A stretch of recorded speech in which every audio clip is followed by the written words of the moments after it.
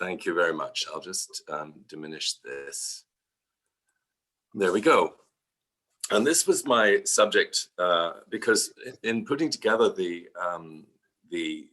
Alike Vision show at the McMichael, which Jim correctly told you, we were very frustrated having put together this monster show from our own collection.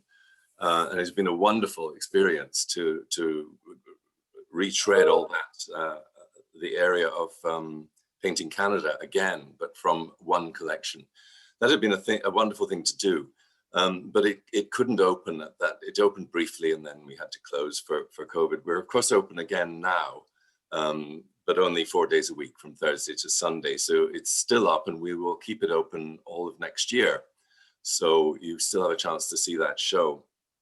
I'd just like to say it does look wonderful. I enjoy seeing it all the time. And in doing that, I had to think a lot about actually what forces form the Group of Seven, which is what I suggested as the title of this talk. We followed up we weren't planning to produce a catalogue for the exhibition at all. But in fact, at the prompting of Sarah Milroy, who is now our chief curator at the McMichael, we decided to use our lockdown time working from home to produce a book, and I'm delighted to say it's now available just in time for you all to buy it for Christmas. And it's called Alike Vision, and it's a very beautiful book. So in writing the essays for that, I was really very much struck by how important the decade before the founding of the Group of Seven was. They came together in March 1920. And their first exhibition was in May 1920, and that is the centenary, obviously, that we're celebrating. But many of the forces that brought them together and that formed the nature of their art happened in the decades before, and in particularly the decade between 1910 and 1920. Surely one of the most awful decades of the 20th century, certainly one of the most important decades. I shall move on to this famous photograph. It's famous, I have to say, for all the wrong reasons, which is precisely that it's the only one that we possess where the Group of Seven all came around the table together. They clearly didn't have a marketing officer or any kind of consciousness of their brand, because in contemporary life, if you put together a group like this and didn't have a decent photo of yourselves, it would be absolute anathema. They didn't really care about that. And it is important, actually. It's an important issue. They came together really as an exhibition broking group. They didn't really see themselves as revolutionary in a simple sense. They really wanted to give themselves and artists of a like mind the kind of forum that they felt was not offered by the many other opportunities that there were, even then in Toronto. The Ontario Society of Artists being the most famous summer exhibition at that time. They enjoyed and always exhibited at the OSA, but they always felt like they were being picked on, as it were. It was too easy to compare them to the more reactionary artists that were more popular at the time, and they got tired of having potshots taken at them. And that was really their governing principle. And they were very successful as exhibition brokers. This is something that tends to be forgotten. Not only did they have their own 8 exhibitions, but they toured exhibitions in the United States and England, and in one case in Europe as well, very successfully. So here they all are. And actually it is a very useful photograph, except for the absence of Franklin Carmichael. Franklin Carmichael was not at the Arts and Letters Club. He did have young children at this point, so I suspect he was probably at home on parental duties. But there are the other 6. And who, you ask, is the gentleman in the middle hogging the limelight with the pipe?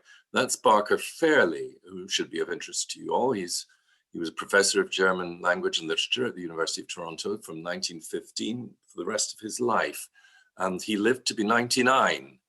Barker Fairley is not only a professor of German literature, but was an artist too. So he was a friend of the Group of Seven. And there's every reason why he would be at the table, but one wishes he was Franklin Carmichael nonetheless. I love the image because it's actually given that it's the only one we have, they are very characteristic images. 4 of those people around that table are in fact British. There is Fred Varley looking murderous on the left there. It's a face only a mother could love, but he was a very charismatic individual.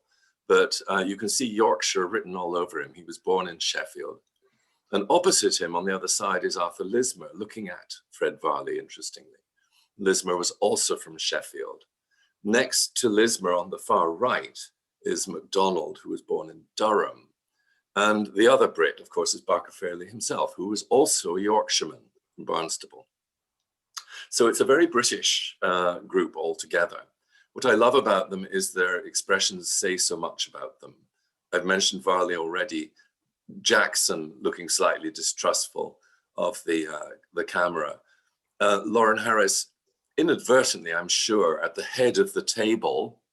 Obviously, the group of 7 had no leaders, but Lauren Harris was the leader they didn't have, and he instinctively went to the head of the table, I think. He was, of course, a millionaire.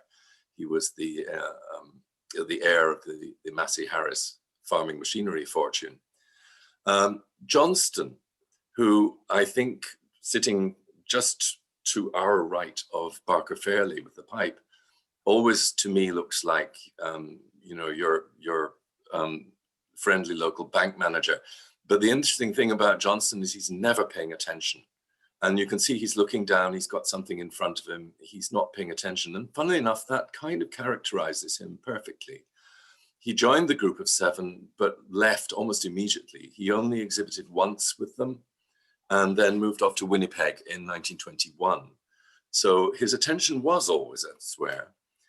Lismer, I love his expression, slightly humorous. He finds something about Varley amusing, and that's very characteristic of him.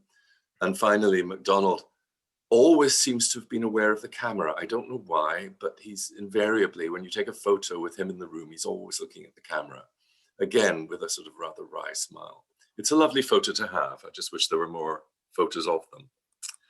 Focusing on the decade prior to the foundation of the group of 7, one is reminded forcibly in our current situation that 1920 saw Canada just emerging from the horrors of the Spanish flu, not only of the First World War, but the Spanish flu that followed it.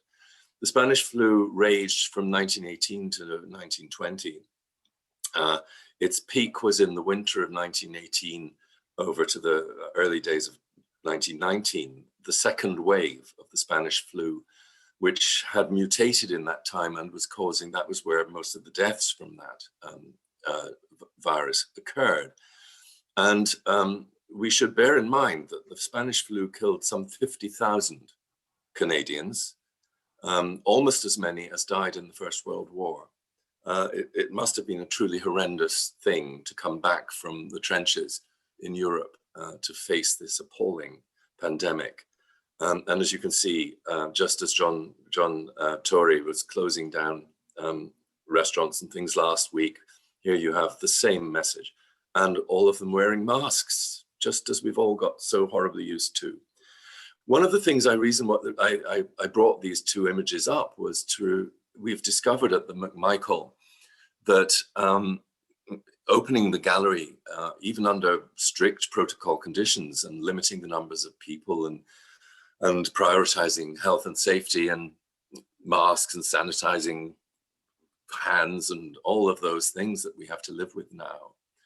Nonetheless, we've noticed that there's been an uptick in the number of people coming just for the beauty of the landscape. The McMichael is set in hundreds, if not thousands of acres of conservation land. And we are one of the gateways to the Humber River, which is a heritage river and is the location of the old Indigenous carrying place trail. So it is a landscape with a full history and exceptional beauty. It's a really wonderful thing. And so I'm actually very pleased that people are coming to see the landscape as well as the gallery. And it does remind us that in 1920, as our artists emerged from the horrors of this pandemic, there would be a feeling abroad, I think, of the desirability of getting out into the landscape out of an urban center to where you could breathe fresh air, which was not toxic, which was virus-free. The benefits of being out in the open air and recording the beauty of the Canadian landscape had an extra impact, I'm sure, given the horrors of the virus and the war that had preceded it. I'm taking us back to the Arts and Letters Club again, just because I found this wonderful photo. I should remind everyone, this is not the Arts and Letters Club in Elm Street as it now is. They moved there 10 years later. This was actually on Adelaide Street East, downtown. It was the Crown Court of York at that point, the buildings associated with them. And the Canadian Arts Club, which was a predecessor, if you like, of the Arts and Letters Club, had been based there as well.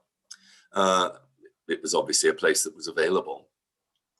I find it fascinating because although the photograph of the group of seven is usually dated around 1920, and I think it probably is around that date, this is earlier. And the reasoning I have for that, there's two or three reasons. One is the absence of Lismer, of Jackson, of Varley,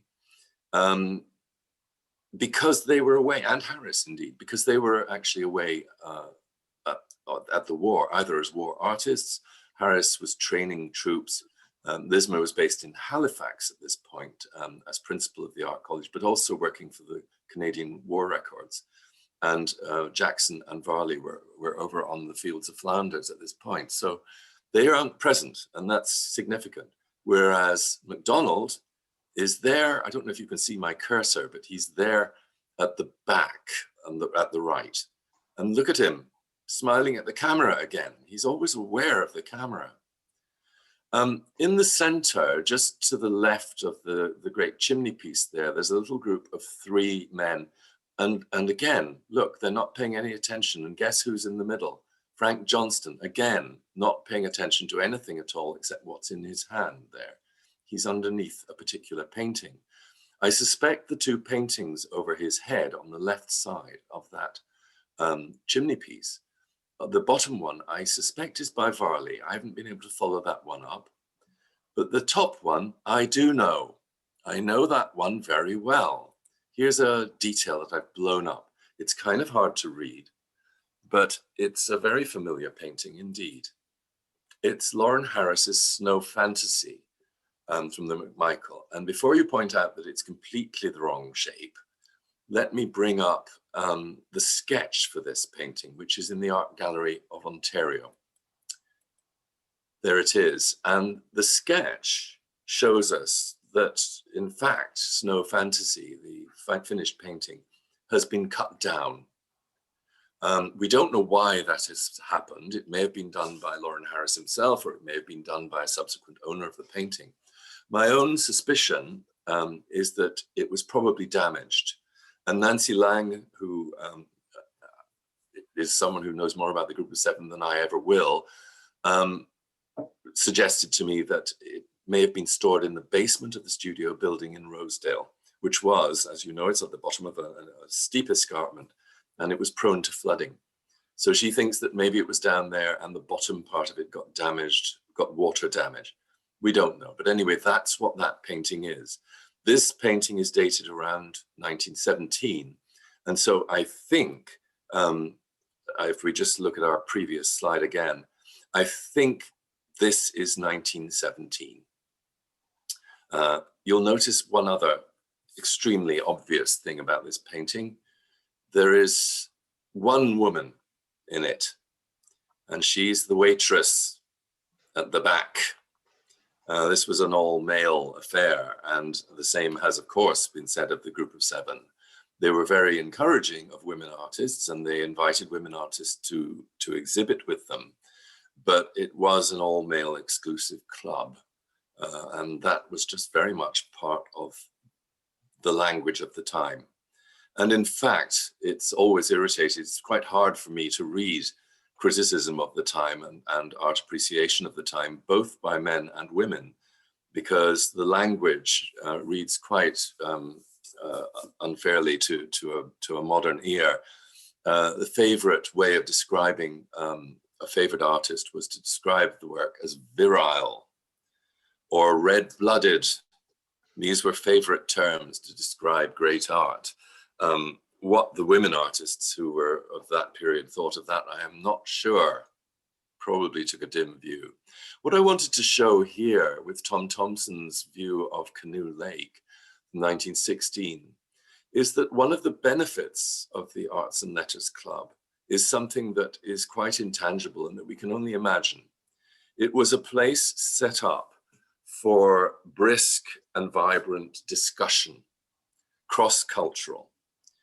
So all of the artists would meet there. They would discuss with fellow luminaries of the day in theater, in criticism, and in poetry.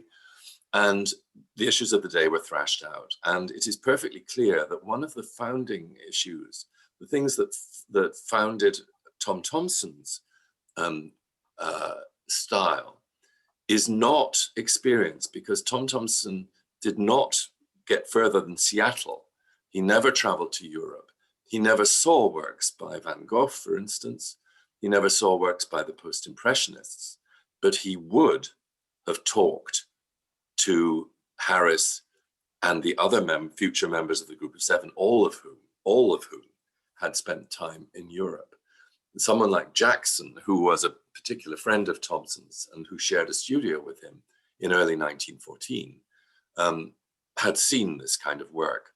And so here you have, in fact, Tom Thomson painting a classic post-impressionist work in exactly the same approach as Lauren Harris in Snow Fantasy. This use of large brushstrokes, dabs of color, pointilliste in its inspiration, is something that clearly was coming up in conversation, quite possibly at the Arts and Letters Club. And so here he is doing a post-impressionist painting.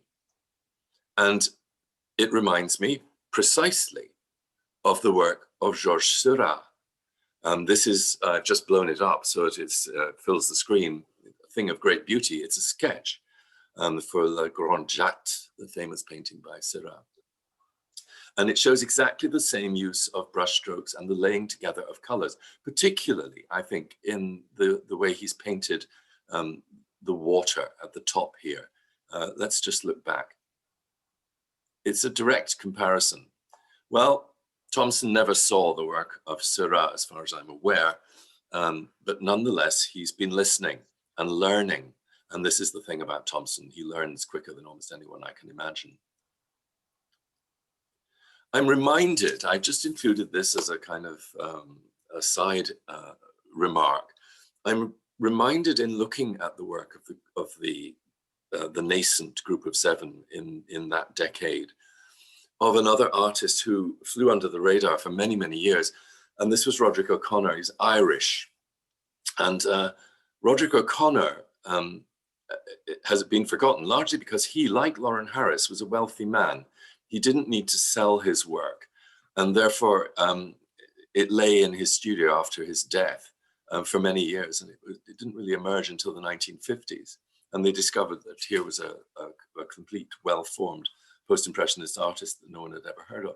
But he was particularly influenced by Van Gogh and Gauguin. The difference being that he actually sat at their feet. He worked with them. He's a kind of Selig-like figure who appears in the history of art at a distance. But nonetheless, he comes up with something in the early 1900s, just a couple of years at the end of the 19th century, that reminds me very much of this particular moment around 1916 and 17 of Tom Thomson, Lauren Harris, and indeed to a certain extent, A.Y. Jackson. Just a nice comparison there. The other influence, which is I'm proven here, I think, on the left, here is one of Lismer's wonderful drawings.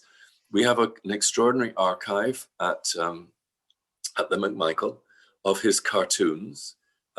Lismer drew cartoons from a very early date. He was exceptionally good at that. He had his sketchbook with him always. And in fact, through his cartoons, we have a far more human and accessible view of the Group of Seven than from any other source.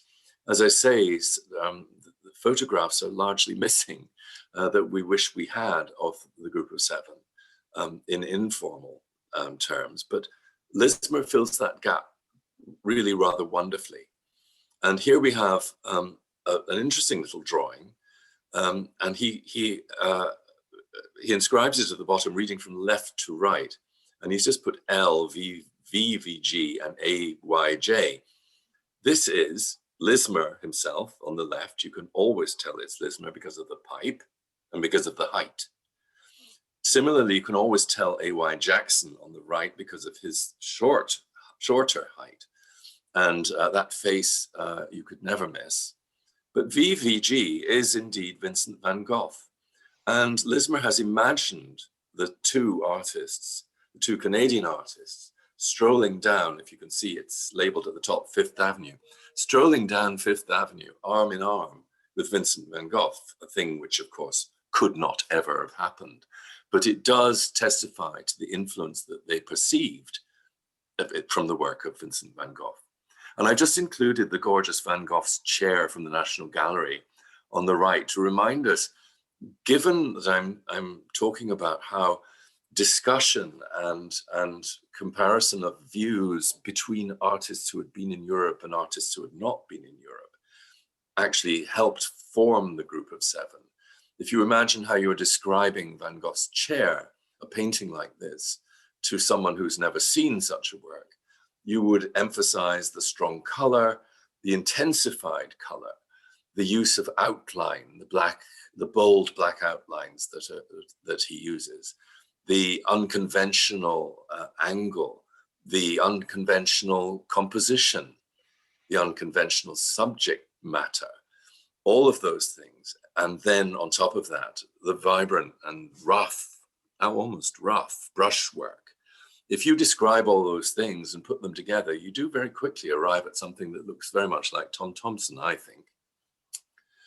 Ironically, of course, the artist in Canada who was most tied into that description, here you have the intensified color, the black outlines, the unconventional composition, the unconventional subject matter.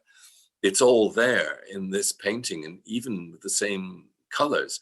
And this, of course, is the wonderful Emily Carr. And Emily Carr, on the other side of Canada, based in Vancouver and Vancouver Island, Victoria, around 1911, is, I think, without doubt, the most advanced artist in Canada at this moment.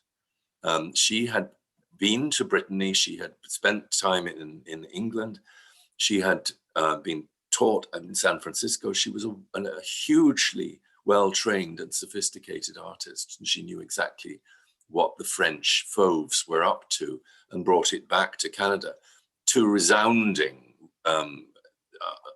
uncaringness from her local population, I might add, who completely ignored her, and she ended up giving up art for 15 years before recovering again in the late 1920s. But in 1911, this was a truly, truly revolutionary painting. And you find Van Gogh's influence, I think, also in this other important painting, The Tangled Garden from 1916. The Tangled Garden is a seminal painting in the history of the group of seven.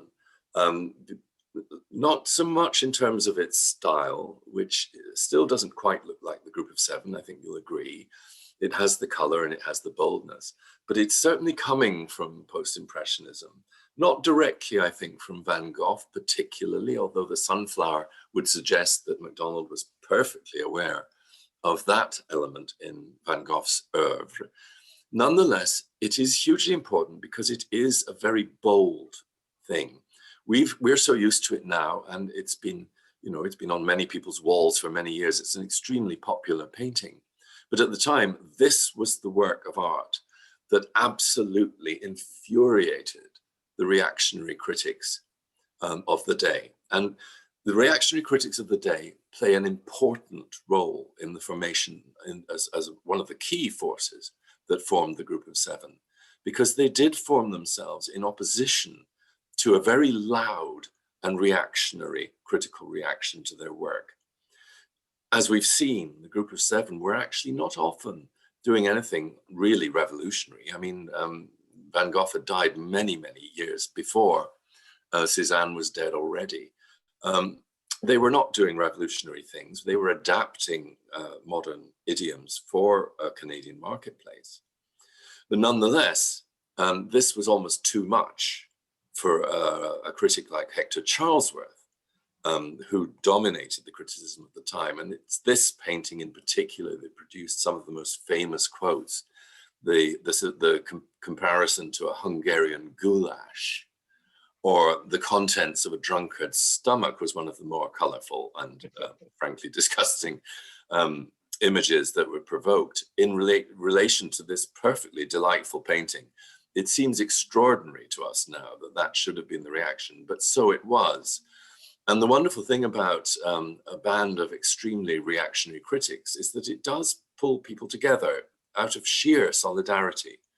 And the group of seven, I think, banded together for that precise reason. It gave them a kind of grouping in which they could stand up in solidarity against what they knew would be a deluge of abuse. Now, moving on to other formative influence, this is one that is documented and well documented. In 1913, early January, Lauren Harris and J.E.H. MacDonald made the journey to Buffalo, where this exhibition of Scandinavian contemporary art was touring the States, and it was in Buffalo at that date. And they went to see it, and it has gone on record by both of those artists how influential this was. It was an important moment for them because they found in the Scandinavian artists of their contemporaries a parallel to what they wanted to achieve in Canada. At this date, Harris and MacDonald were already in cahoots. Harris had bumped into MacDonald really at an exhibition of MacDonald's work at the Arts and Letters Club, in fact, and had seen a kindred spirit. They wanted to do something new for Canada. They wanted to bring modern art, as it were, to Canada. They didn't quite know how to do it, and that is very characteristic of this decade. But the Scandinavians gave them a kind of model of a northern civilization influenced by post-impressionism, influenced by modern art trends, created something specifically Scandinavian. It was recognizably Scandinavian, and it didn't look like anything else. This was what they wanted for Canada. And I take you back to the sketch of Lauren Harris's Snow Fantasy to compare it with one of the artists who dominated that particular show, not this painting, but one very like it, I'm sure. And that is Gustav Fiesta. Fiesta was Swedish, and he specialized in these extraordinary, wonderful snow scenes. Technically, the paintings are really quite different, but in terms of their composition, they're very, very similar indeed. And this painting, Snow Fantasy by Harris, is quite clearly an essay in a Scandinavian style. He derives his subject matter from Fiesta and artists like him. This is one of the few actual examples of a tangible influence of this kind. And it is interesting that it is not technical. It's particularly interesting in that it is compositional and in a kind of spiritual engagement with the subject matter. Of course, the weak point in producing a painting like Snow Fantasy for Lauren Harris is that it could indeed be Swedish. It doesn't really scream Canada at you. I mean, we've all seen scenes like this. I see them regularly every winter in the grounds of the McMichael. But nonetheless, that, if you like, is a weakness. But Harris is finding his way. He's trying to find his way towards a Canadian visual art language. And again, we have clear evidence that he's talking about it at the same time and that Tom Thompson is listening. Because here is a wonderful sketch by Tom Thompson tiny thing, size of an iPad, from 1916. And clearly he's been listening to Lauren Harris talking about the Scandinavians. Another artist in that exhibition, and indeed we know that this painting was in that exhibition, and so Lauren Harris would have seen it, is Harald Solberg. Harald Solberg is a bit of a one-off in Norwegian terms. He's rather a symbolist artist. But a version of this painting, he did several. It was a very popular image.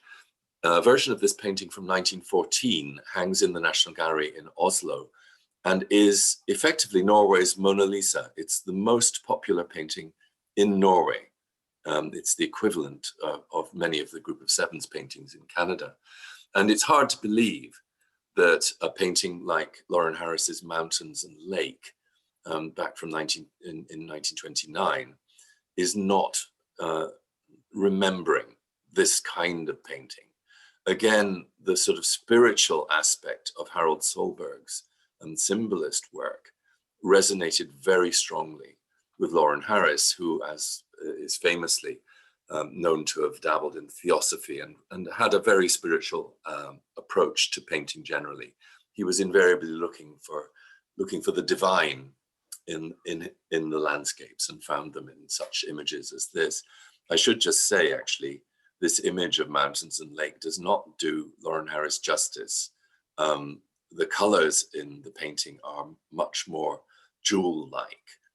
It's like a peacock's feather. It's really quite gorgeous. And one thing I can say is that it's currently on display at the McMichael, and I do recommend you go and look at it. It's a thing of beauty.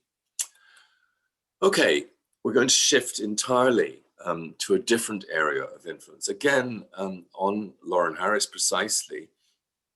This is just a representative painting by Franz Gabina, who was a German impressionist in Berlin. And he's significant for this story because he did, in fact, teach Lauren Harris. Lauren Harris spent a few years in the first decade of the 20th century in Berlin. And he was in Franz Gabina's studio. I don't think he can have learned a huge amount from Franz Gabina technically. And you can see that here. This is probably our earliest Lauren Harris in the collection at the McMichael. And you can see that he's painting effectively in a sort of late impressionist style at this point. It's a rather beautiful impressionist painting. You'll notice it also features, a person and horses. These are the sort of things that very obviously don't appear in Group of Seven paintings later on. So he hasn't found his style yet. But what did influence Lauren Harris from his period with Franz Gabina is Franz Gabina's personal history. Gabina had been a member of the Group of 11. And yes, it does ring a bell. Why would Lauren Harris come on the idea of a Group of 7, you ask yourselves? Well, Franz Gabina had been one of the founders of the Group of 11 in Berlin, and there was a Group of 8 in New York. It was in the air at the time to call yourself something like that. And the Group of 11 had been founded in reaction to the academic art establishment of the day by a group of young artists. And I have to say, because one often describes the Group of 7 like this, that they founded themselves in reaction to reactionary academic art establishment artists of an earlier generation. Of course, that was true. But I have to say that argument is true of every single group of young artists you ever put together in the history of art. They are invariably in revolution against the art establishment. In other words, their fathers, effectively, in art. It's a truism, nonetheless. The Group of 11 would have influenced Lauren Harris as an example of a revolutionary group being set up. And indeed, Franz Gabina then became involved with the Berlin Secession after that in 1898. And both of those groups were actually founded in reaction to one particular artist who had an exhibition in Berlin in 1892 and caused a scandal. such a scandal that the aforesaid reactionary art establishment closed the exhibition down, much to the artist concern's amusement, I might add. And that artist was Edvard Munch.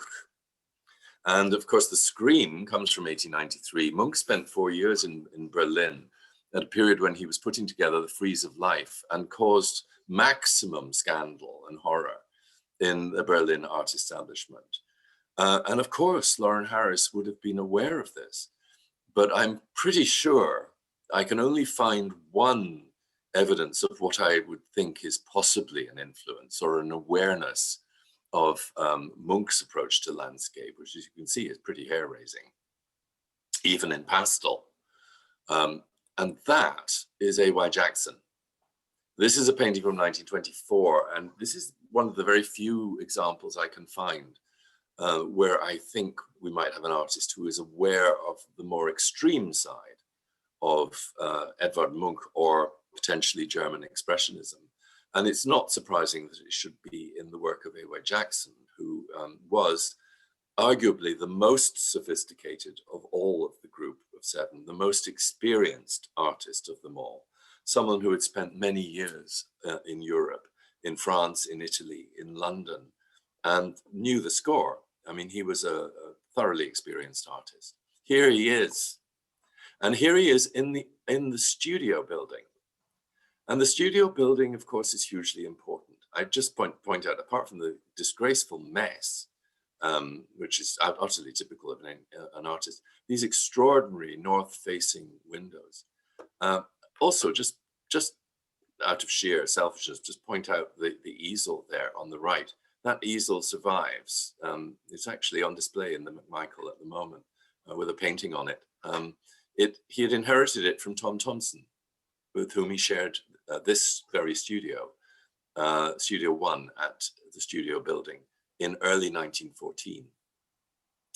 And it then arrived, it then came to the McMichael with the actual shack that Tom Thompson worked in behind the studio building in 1962. So there's Jackson himself in that building. And the studio building, of course, is one of the, again, another of the formative influences in this period, in this decade. It was built in 1913 to 1914, paid for largely, almost entirely, in fact, by Lauren Harris himself, aforementioned millionaire, and with the help of Dr. James McCallum, who was an ophthalmologist, who was an early supporter of the Group of Seven. And the two of them put this together. And this is the very first, this is a significant building. It's still there, of course. You can see it to this day, and I'm sure you all know it, in Rosedale Ravine. And it is hugely significant. It's the first building of its kind in Canada, a purpose-built artist studio building designed for artists. And it contained multiple studios. And clearly was designed by Harris, not designed by him, of course. It was designed by, I've forgotten his name, but Smith, the architect. And designed to be the hub of what Harris was clearly putting together with J.E.H. MacDonald and with his other colleagues who were all working in commercial art at that date. All of the Group of Seven, future Group of Seven, were working in commercial art at that date. They all knew each other. This building was intended to be the hub of new art in Canada.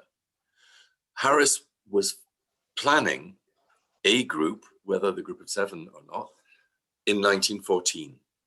And indeed, it would, I think, have been formed in 1914. And the history of Canadian art would have been very different indeed. Largely, I think it would certainly have contained Tom Thompson. He would have been part of the group in 1914. But I also think that other artists would have been invited to join. And the one that comes to mind, I should say, is J.W. Beatty. Beatty, here's the outside of the building. And the inside that we've just been looking there is that one on the bottom left. That's Studio One, where Thompson and Jackson worked together. And This is J.W. Beatty, and Beatty was slightly older than the rest of the group. He represented, if you like, a slightly earlier generation, but nonetheless, he was one of the first artists to be given a studio in the studio building. He knew them all. He went sketching with them. He went sketching with Tom Thompson. He knew them all. And you can see from his work, this is 1917, that his work gels very nicely indeed with the style that was to emerge as that of the Group of Seven, and continued right into the 1940s when he died, to look like an artist who should have been in the Group of Seven, but wasn't. I think, frankly, he missed the boat in 1914, and the reason for missing the boat is very, very obvious. It was the war, of course, declaration of war in July of 1914. Here's another seminal painting, looking back to Jackson again. This is the edge of the Maplewood. He painted it in 1910, but it was shown for the first time in Toronto in 1912 at the Ontario Society of Artists. And it caused a stir. In particular, it caught the attention of Harris, MacDonald, and Thompson, and quite possibly of Lismer as well, who had arrived in 1911. And they gathered around this painting and grew very excited by it. Why? Well, it's not a revolutionary painting.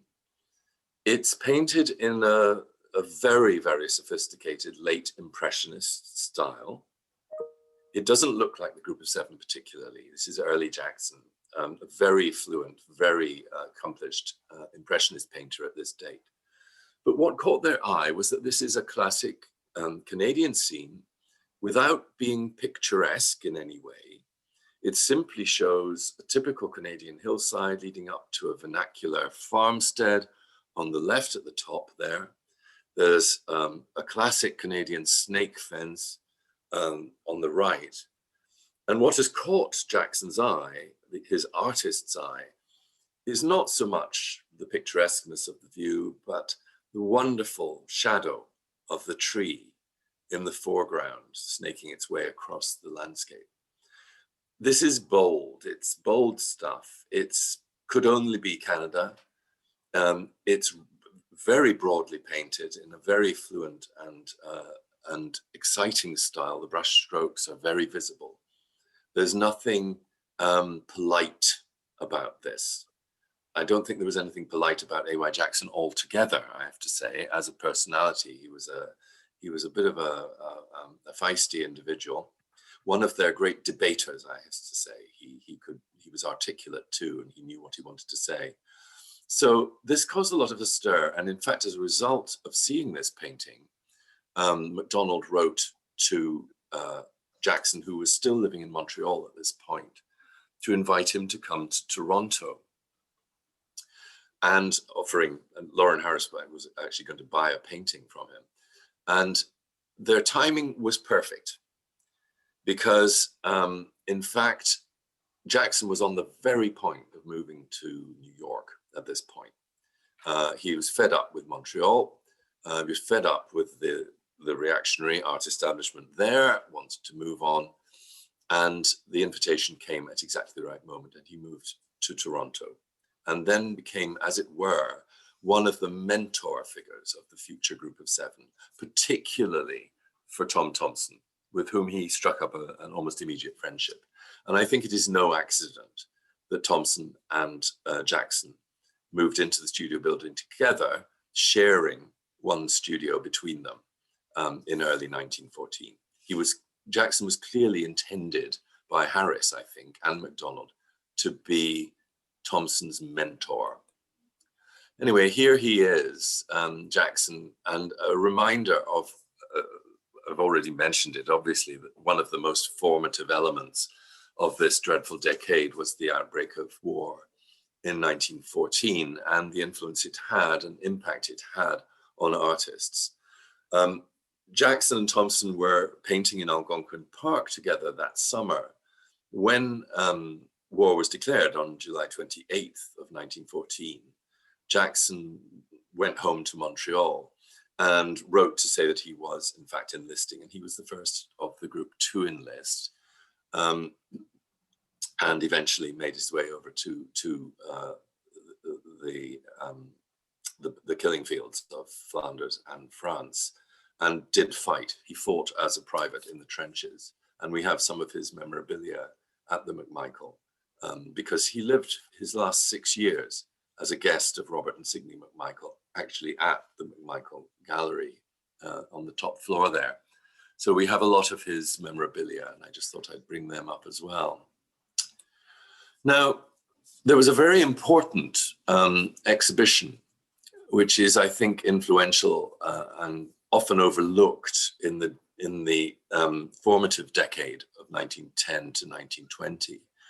Right at the end of that period, 1919, Lord Beaverbrook, as I'm sure you all know, had set up the Canadian War Records as a means of recording the war by artists, also with I think a hidden, not so hidden agenda of actually ensuring that some of the great artists of the era did, if possible, survive the war, and created the war artists.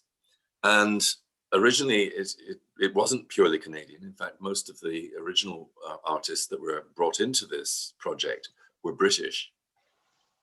But eventually it was extended, out of sheer embarrassment, I suspect, to leading Canadian artists too, including Jackson and, of course, Varley and Lismer. They were all Canadian war artists for the war records. And in 1919, the Royal Academy in London, the very same place where I opened that book about the Group of Seven way back in the late 1980s, held a famous exhibition, which was of the paintings produced by the war records artists. And this is the first page of the catalogue, and you'll see number 2 on there is Lieutenant A.Y. Jackson. Jackson actually produced some 50 to 60 works for this exhibition. This is why Jackson is better known in Britain than anyone else. He is the only member of the Group of Seven to be represented in the Tate Gallery's collection, for instance. He was already a known name, but he wasn't the only Group of Seven artist in this show. Varley exhibited as well. But I've shown here, this is, even on this first page, it gives you an indication of the best and brightest of British art at that time that Jackson came into contact with in putting on this, in being involved in this show. Below him there is David Young Cameron, who you may not be aware of, but I am, particularly because he's a Scot. He's one of Scotland's greatest artists, and I love his work, a wonderful landscapist generally. And below that, War in the Air, and that is actually the painting I've got up on the screen to the right there by Nevinson. And Nevinson becomes one of the leading artists of the day, emerging from the Slade School in that very decade, along with people like Paul Nash. So that's Nevinson, but I actually did find the painting by Jackson. But below that, Halifax Harbour, is Harold Gilman, wonderful artist. Below that, Spencer Watson, an extraordinary Royal Academician portraitist. Solomon.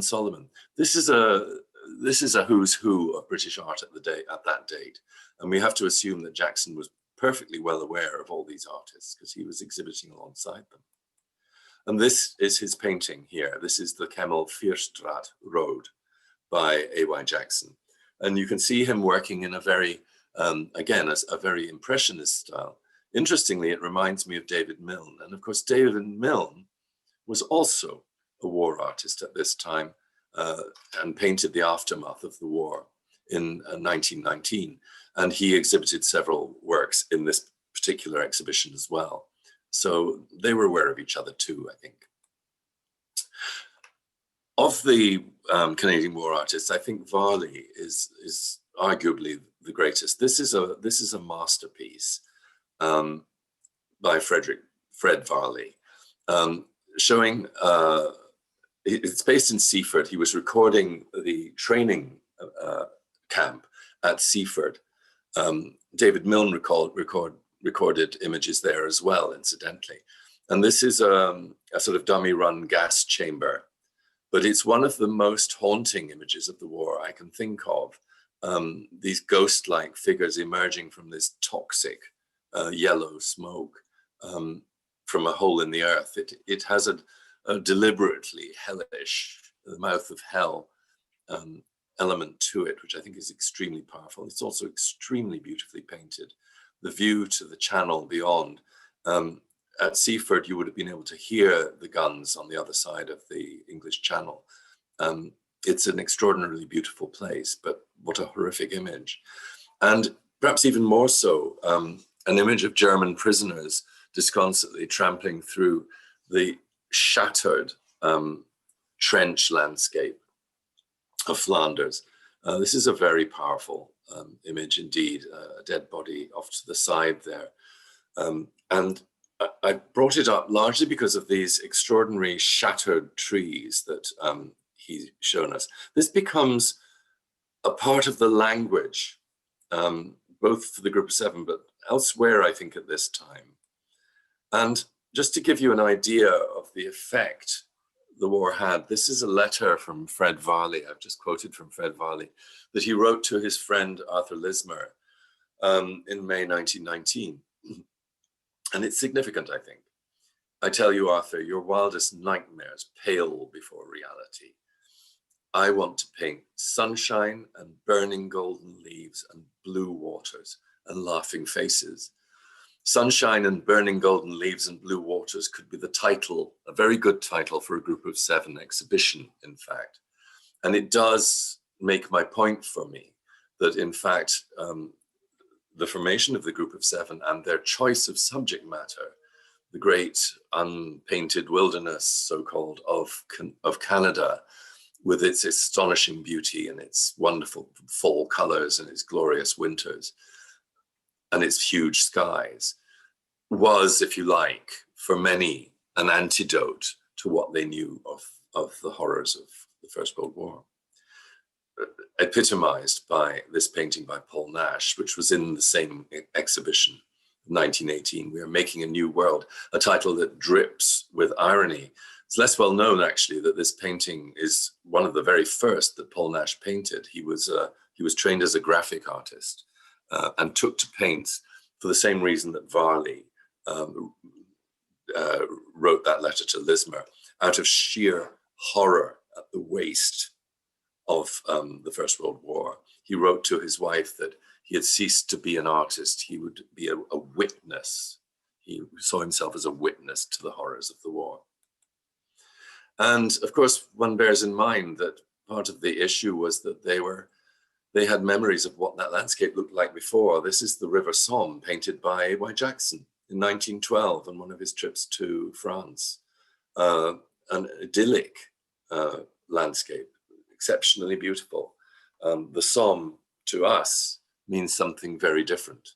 I know my grandfather fought at the Somme, and it was a very different memory he had of it, indeed. But look, there are the trees in Canada. And although it's perhaps a little overstretching it to say that Lauren Harris is thinking of those blasted trees on the landscapes of Flanders, I don't think it's actually too far to say this, because those trees were really seared on people's imaginations, and they were readily available. One of the things we discovered in planning our David Milne show a couple of years back, in a box in David Milne Jr.'s possession, David Milne's son, he dug out a set of postcards that his father had bought while painting in Flanders and on the killing fields in 1919. There was a tourist industry in 1919 recording the way that the landscape had been devastated, ruined buildings, fractured trees, just like this. It was a common image. And I think Harris, it's not too much to say that Harris was aware of this. Harris had virtually had a nervous breakdown at the end of the First World War. His brother had been killed. and he found it very overwhelming. So they stand as sentinels across the extraordinary vistas of Lake Superior. He liked the Lake Superior landscape partly, I have to say, because it had been burned over by wildfires in the years before. And Lauren Harris, let's say, he preferred the form of the tree to the leaves. He wasn't interested in detail. He liked the form of the trunk. So wildfires were a friend to Lauren Harris.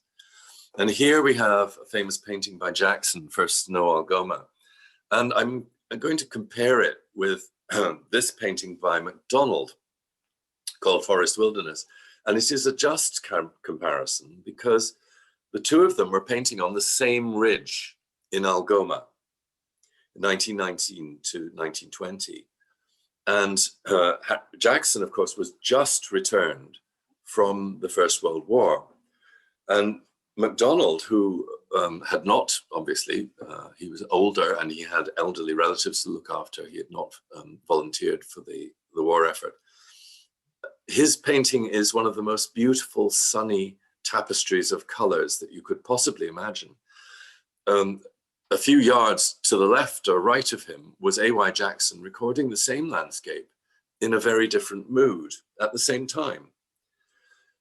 If you removed the snow and the foreground, you can see that the landscape is very similar in its layout.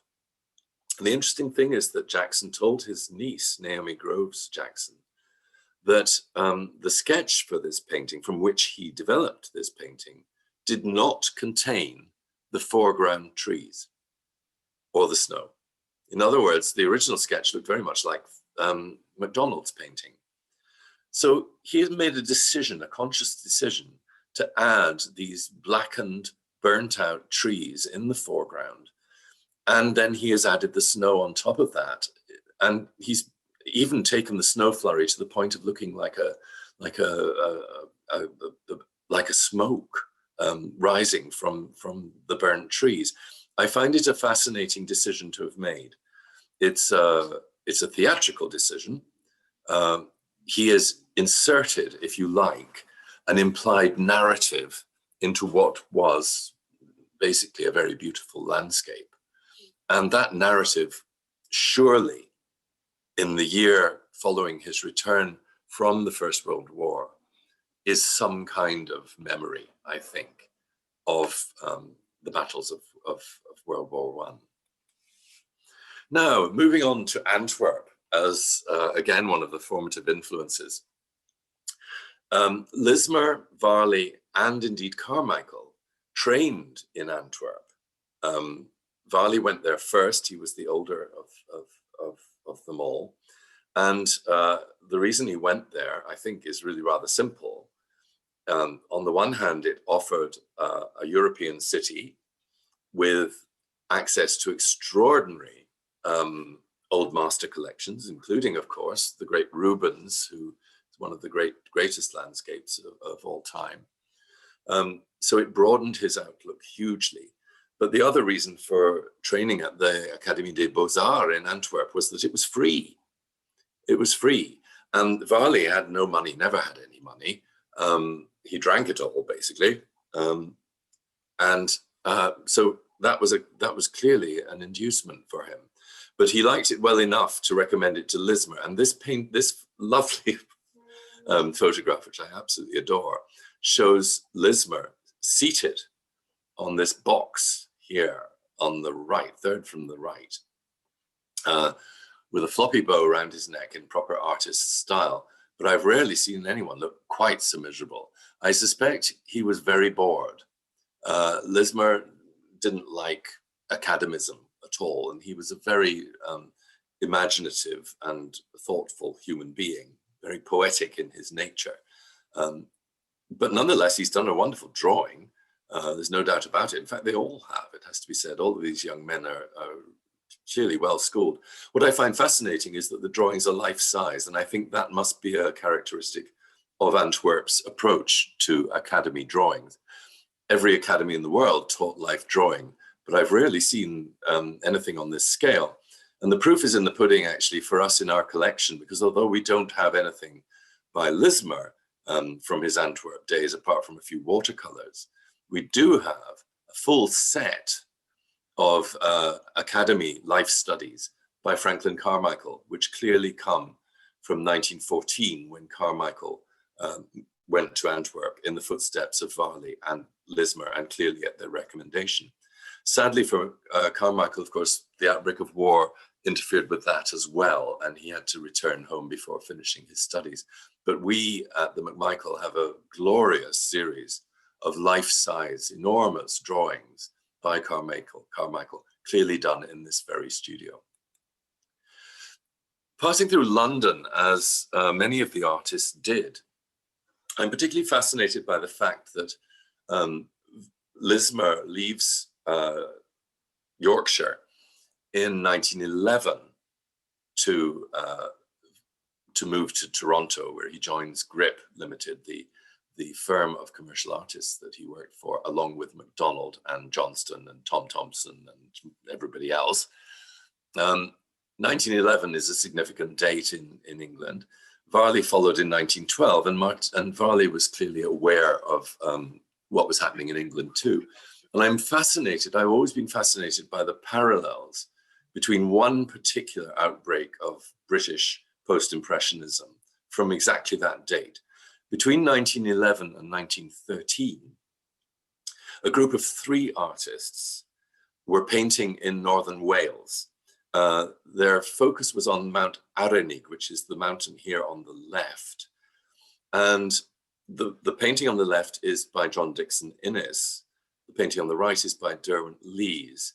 And these 2 artists, Derwent Lees was Australian, by the way, but both of these artists are painting in a style that is quite remarkably similar to much of what the Group of 7 was to develop later on.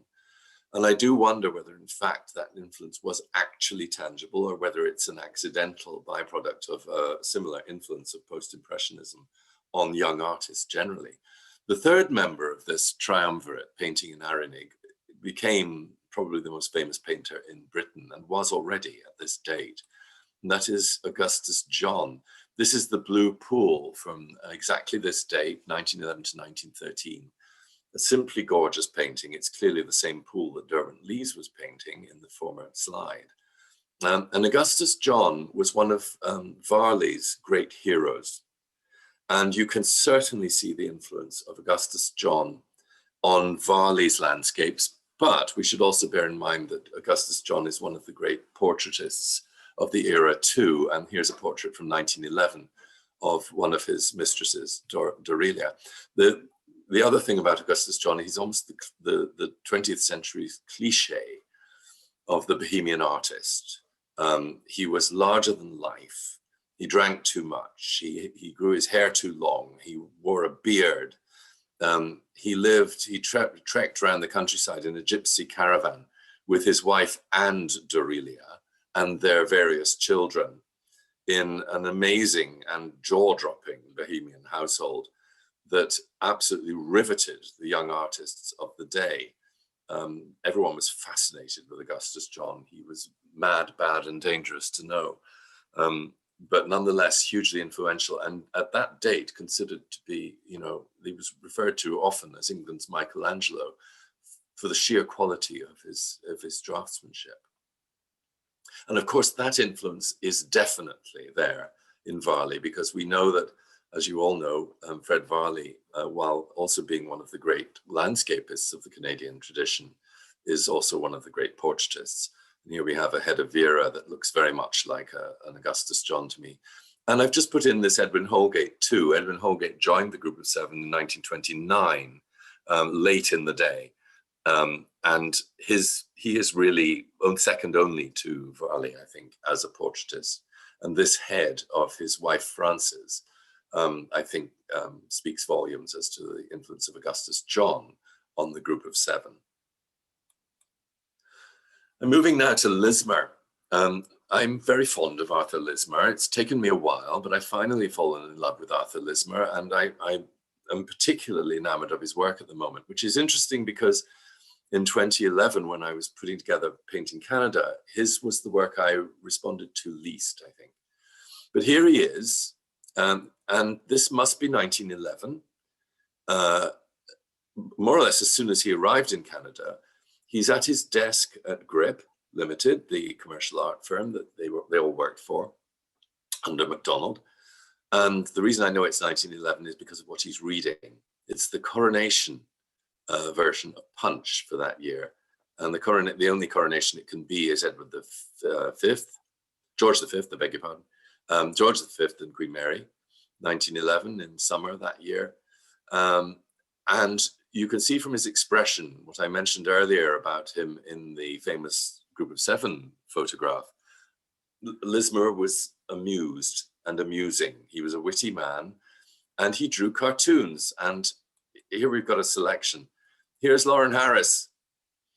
I love this image of Lauren Harris, feet up on the table, gesticulating, smoking, his electrified hair standing out from his head as only it could.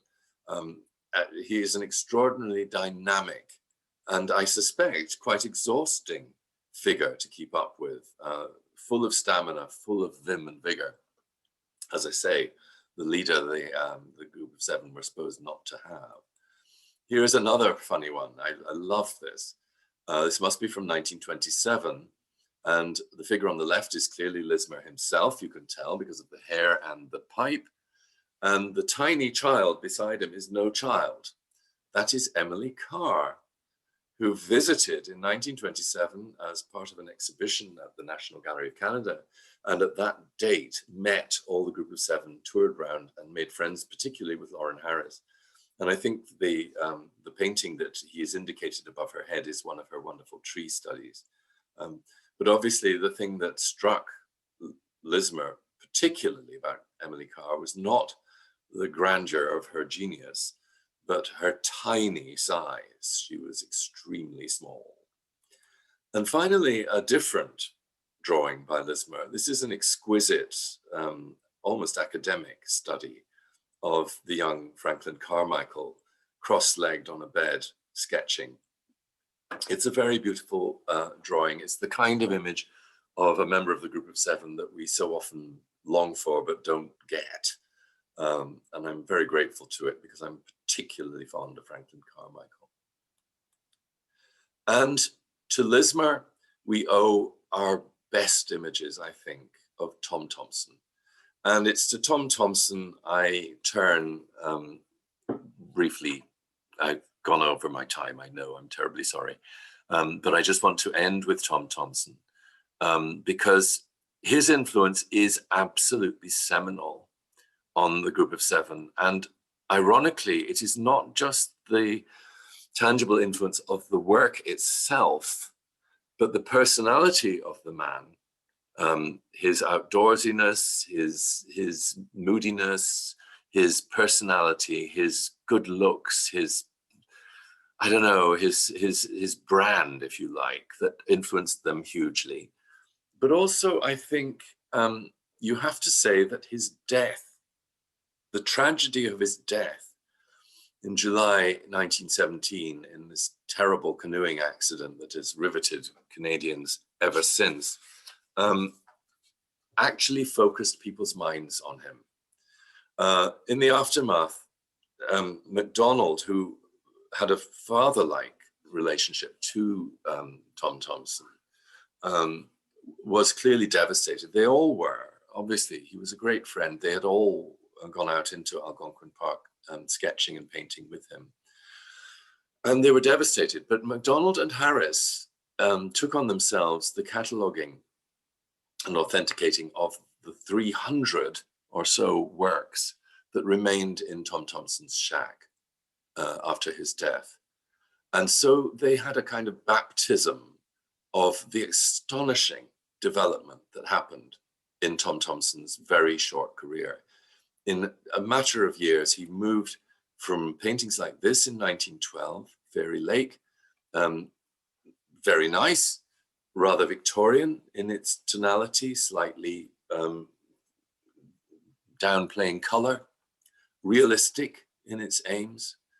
He moved to paintings like this a mere 2 years later, a little sketch for a painting that we also own in Algonquin Park, which just shines with light and air and wind and a sense of chill in the atmosphere, achieved through simple brilliance of color and the use of brushstrokes. This is a masterpiece in post-impressionist painting. And then finally, Summer Day and Autumn Woods. These are the kind of paintings that have made Tom Thompson one of the icons of Canadian art. And the point about them is that very much moving on from what we saw on the edge of the Maplewood by Jackson in 1912, Thompson took that lesson and ran with it, which is that it's not so important to think in terms of picturesque views. You don't want to try and find, the Canadian equivalent to alpine views of Turner, say. You paint what's in front of you. You love the countryside you're in. Tom Thompson was utterly enamored of the landscape of Algonquin Park. And you paint whatever is in front of you, whether it's a lake and clouds above, or whether it's a group of birch trees in autumn, or whether it's the snowy bank beside the path that you happen to have stopped at. You paint that, and you paint it in this brand new, bright, dazzling style, and there you have it. Canada, finally, Tom Thompson discovered it. He discovered what they'd all been looking for. And MacDonald, particularly, I think, in looking at these sketches and cataloging them all, must have been completely amazed by what he saw. They all were. It changed everything. And MacDonald moved from being a very sophisticated artist in a late Impressionist style, here's Track and Traffic from 1912, to the artist of the Woodland Stream, the McMichael, and all of them clearly influenced by Tom Thompson. And just to go through them all, Jackson doing a Tom Thompson, Lauren Harris doing a Tom Thompson, Frank Johnston doing a Tom Thompson, Varley, Lismer, and you'll be relieved to learn my final slide, the wonderful Franklin Carmichael, October Gold, surely one of the masterpieces of the McMichael. This painting could not have existed without the influence of Tom Thompson.